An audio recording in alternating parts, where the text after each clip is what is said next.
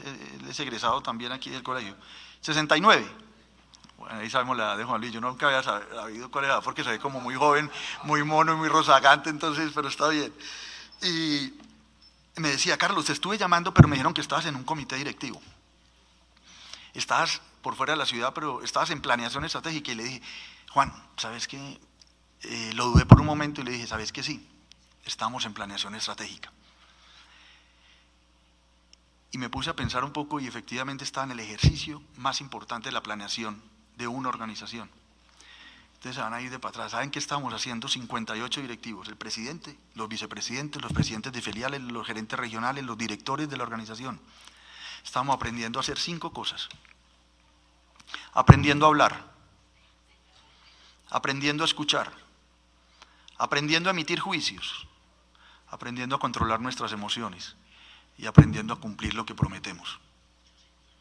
Parecería increíble que a 58 personas con más de 30, 35 años en la organización, le estuviéramos enseñando a hablar, a escuchar.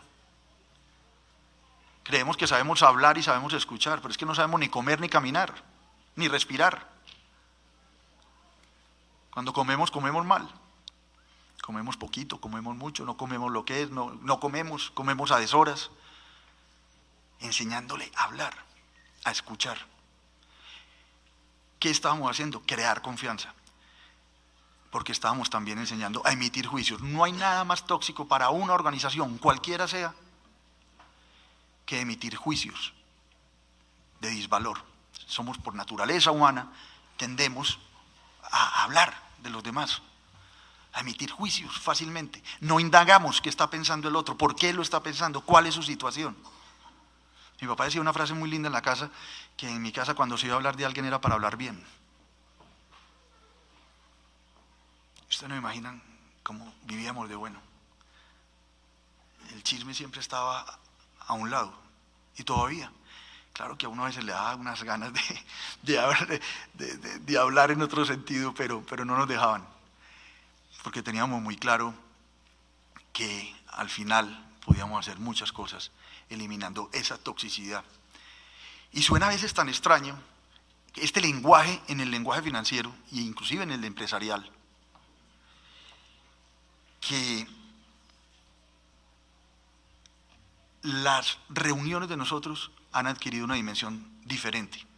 Las reuniones de nosotros en el Grupo Bancolombia, vicepresidentes que le hablaban a otro con desdén, que lo descalificaban con facilidad, hoy preguntan, ¿y por qué estás pensando eso? ¿Por qué lo hiciste? Piden permiso para hablar. Estamos creando confianza. Detrás de la confianza estamos buscando trabajo en equipo, y detrás del trabajo en equipo estamos buscando alto desempeño.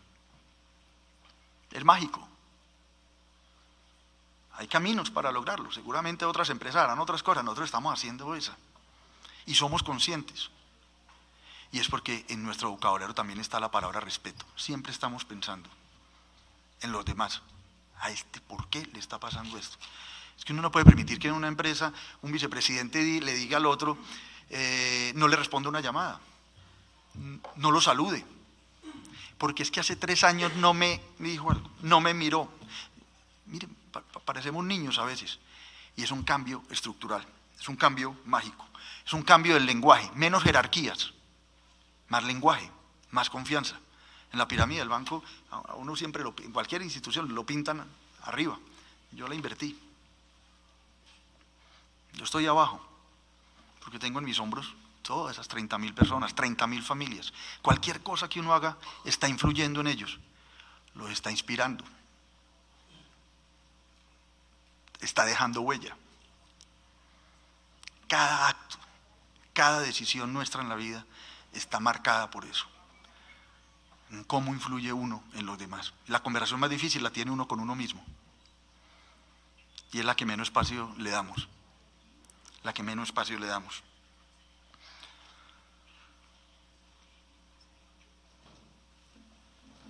En esta organización vamos a crear el Día del Perdón, precisamente para evitar esos juicios tóxicos. Vamos a crear el Día de la Gratitud. Yo creo que hace mucho rato en un informe de gestión ante la Asamblea de Accionistas no se le dedicaba un espacio tan amplio a la gratitud, como lo dediqué yo en mi último informe a la Asamblea de Accionistas del Grupo Bancolombia, el 5 de marzo, aquí en Medellín. Y hoy estamos hablando de lo humano, de humanizar la banca y de ponerle el alma. Una frase muy linda, Jorge Ignacio Paz, me la dijo el comandante de la Fuerza Omega cuando fuimos a abrir San Vicente del Caguán hace unos días. Doctor, muchas gracias porque sabemos que en Bancolombia ustedes le están poniendo el alma. Nosotros también, y además la vida. Y además la vida. En esas no las pasamos, pensando en los demás. Y a mí me preguntan con frecuencia, Carlos Raúl, ¿qué es más importante, el empleado, el cliente o el accionista? Está muy claro, en ese orden. Primero el empleado, después el cliente y después el accionista. Trabajamos con el empleado, trabajamos por los clientes, para los accionistas. Entonces tenemos toda una estrategia, como les decía ahora, crecimiento rentable, eficiente y sostenible, eso lo decimos todos, pero basado en las personas. Para mí lo más fácil,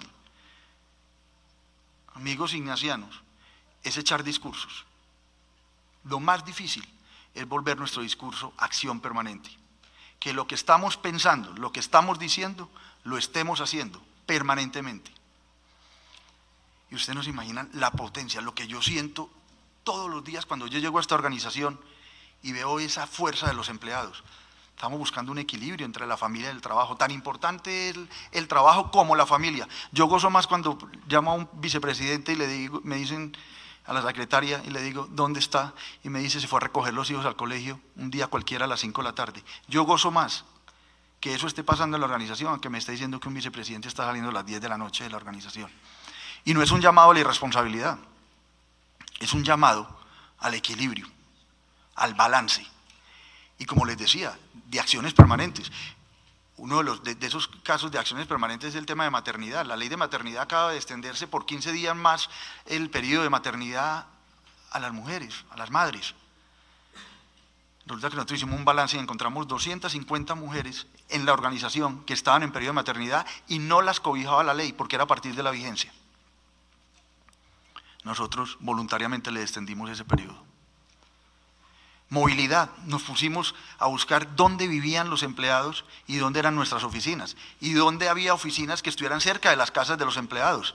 Encontramos 278 empleados en el país que los trasladamos para que estuvieran cerca de su casa y cerca de oficina. Calidad de vida, los mensajes son espectaculares. Las mamás me dicen, doctor, puedo llevar a mi hija al parqueadero, me voy caminando, estoy haciendo ejercicio, vengo a hacer el almuerzo en la casa, llego temprano. Un cambio total. Hicimos una convención colectiva en 13 días con los sindicatos. Yo la primera reunión que tuve con los sindicatos les dije, muchachos, yo no sé qué vamos a hacer, pero ¿sabe cuál es el reto más grande que yo tengo? Quitarles todas sus banderas. Ojalá. Y al final ellos tenían sus banderas y uno tiene que entender que podía hacer mucho más por ellos y que ellos podían hacer mucho más por la organización en un ambiente de confianza. Inclusive el periodo de convención colectiva lo llamamos conversemos más. Conversemos más. Y nos pusimos a conversar en la organización. Todos son conversaciones, con esas categorías que les decía ahora, saber hablar y saber escuchar, y los juicios y las emociones. Y no podía pasar desapercibido para nosotros el cliente. Nuestras organizaciones no saben quién es el cliente y nos molestamos con los clientes. En la primera entrevista que les mencionaba ahora, creé el comité por el respeto al cliente. Eso no es un comité de servicios, ni de quejas, ni de reclamos. Es de anticipar la experiencia de los clientes en estas organizaciones. Yo les decía, yo no sé si el nombre es bonito o es feo, pero es verdad. Comité por el respeto al cliente. Estamos eliminando los procesos que más mortifican a los clientes. Esa ley antitrámites que sacó el gobierno, en Bancolombia estamos siendo los líderes del sector privado. Nos inventamos cantidad de trámites, declaraciones extrajuicios, huellas, cédulas. Entre otras cosas, volvemos a la misma palabra clave en la gestión empresarial, la confianza o la desconfianza. Nuestra legislación está montada toda en una base de desconfianza. Y sobre todo la legislación financiera. ¿Saben por qué? Porque nosotros venimos de una cultura traqueta, una cultura mafiosa. Y lo estamos superando. y lo vamos a superar entre todos. Qué tan bueno que fuéramos capaces de cambiar eso de la lista Clinton y el antilavado y el SARLAF y todas estas cosas que manejamos pensando que todos nosotros los colombianos o que todos los clientes del sistema financiero son delincuentes. ¿Por qué no pensamos diferente? ¿Por qué en las instituciones bancarias pensamos que cuando un cliente nos está haciendo un reclamo es que nos quiere robar? Seguramente pasarán, pero no son todos. Por eso también nos inventamos una cosa que se llama la solución de reclamos en primer contacto. Cuando una persona llega a un cajero y saca con su tarjeta y el cajero no le entrega,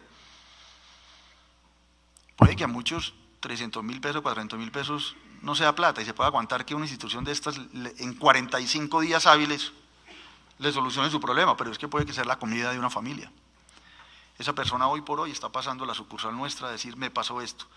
Llena el formato, pero no para empezar a hacer la vuelta y empezarlo a pasear por la organización, sino para entregarle la plata, creyendo en las personas. En las personas definitivamente también hay que creer. Y esa es una mentalidad que yo hablo con el superintendente financiero, el Ministerio de Hacienda y con la DIAN, permanentemente le estamos diciendo, creamos en la gente. Pues sí tenemos claro que en esta organización somos capaces de crear valor a través de los valores. Y se vive y se palpa en toda la organización. Cambiamos todo el esquema de responsabilidad social nuestro. Pensábamos que era educación financiera. A mí me decían, es que, ¿cuál es la responsabilidad social de Bancolombia? La educación financiera. ¿Y por qué no me explican un poquito qué es eso de educación financiera? Y me dicen, no, hay que enseñarle a la gente a ahorrar. Yo les decía, ¿ustedes creen que la gente ahorra? Vamos a hacer responsabilidad social con los que no tienen capacidad de ahorrar, con los que no tienen capacidad de llegar al sistema financiero.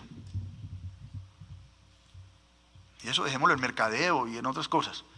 Y hicimos un trabajo muy interesante y escogimos como el ciclo de vida de una persona. Y nos enfocamos en primera infancia, en educación y en emprendimiento para mejorar el ingreso de las familias. Porque es que le estamos dando la espalda al país. Yo quiero compartir con ustedes esta preocupación. En la Fundación Andy, yo estoy en la Junta y también estoy presidente allá, hace como año y medio iba para Bogotá y me encontré un portafolio que decía, ¿usted estaría dispuesto a recibir reinsertados, SFARC, SAUC, en sus instituciones, a trabajar con ellos? Y el 68% de los sindicalistas decían que no, de los sindicalistas. Imagínense, de ahí para arriba, todos le estábamos dando la espalda a estos problemas de violencia, de reinserción, de desplazamiento, con toda la connotación que eso tiene, con todas las dificultades que eso tiene. Pero había que empezar por algún lado, había que empezar a coger esa otra Colombia, esos otros invisibles que en nuestras organizaciones tenemos que hacer visibles nosotros. Por eso el rol de organizaciones hoy, yo digo, gracias a Dios, estoy con mucha ansiedad, con muchos temores, pero digo, aquí hay que hacer una escogencia. Y hicimos esa escogencia por la búsqueda de esa sociedad inclusiva, equitativa y justa, basada en las personas. Hoy los números del Grupo Bancolombia son extraordinarios, lo han sido siempre. Lo que yo sí puedo decir hoy es que con una concepción de lo humano en esta organización empresarial, como lo puede ser en cualquier organización y especialmente las que tenemos ánimo de lucro, cuando uno tiene esa concepción del humanismo, de la humanidad, de la cercanía, de la calidez, del otro, de la dignidad, de ese lenguaje, vamos a hacer sostenibles y perdurables nuestras empresas. Yo me pudiera quedar aquí conversando con ustedes muchísimo, compartiendo, porque esto ha sido un monólogo, pero es interesante lo que nos está pasando. Y mi sueño es ese, que seamos capaces de alcanzar lo que nos hemos propuesto, que seamos de alcanzar nuestros sueños y de alcanzar los sueños de los demás, porque definitivamente estamos llamados a cumplir un rol diferente, a comprometernos con él y a hacer más frutos que flores. Muchas gracias.